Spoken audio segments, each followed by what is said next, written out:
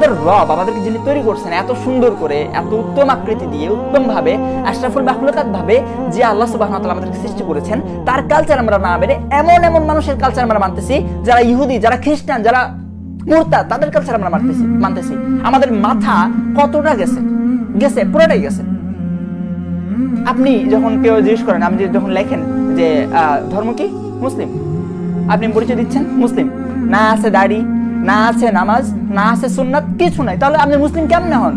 শুধু আমার নাম হুজাইফা মাহমুদ, যার কারণে আমি মুসলিম, আর আরেকজন নাম রামকৃষ্ণ, সে হচ্ছে হিন্দু, এতটুকুই ভেদাভেদ, জাস্ট এতটুকুই।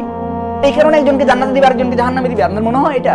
আল্লাহ সুবহানাহু ওয়া তাআলা এতটাই অনৈপরায়ণ, এতটাই, এটা কি মনে হয়?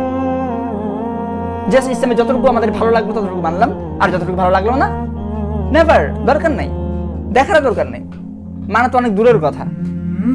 আমরা কি করি জানেন? আমরা কি করি, আমাদের যেটা ভালো লাগে সেটার পক্ষে ইসলামের রেফারেন্স খুঁজি। প্রথমে দেখি যে আমার কোনটা ভালো লাগতেছে, আমার যেটা ভালো লাগতেছে, এবার এটার পক্ষে যদি কোনো ইসলামের রেফারেন্স থাকে তাহলে মাশাআল্লাহ দিয়েই চালাই। হ্যাঁ, এরপর যখন দেখি যে আমাদের কথার বিরুদ্ধে, কথার বাইরে কোনো একটা ইসলামের রেফারেন্স দিচ্ছে, ইসলাম কোনো কথা বলতেছে, তখন আমরা সেখান থেকে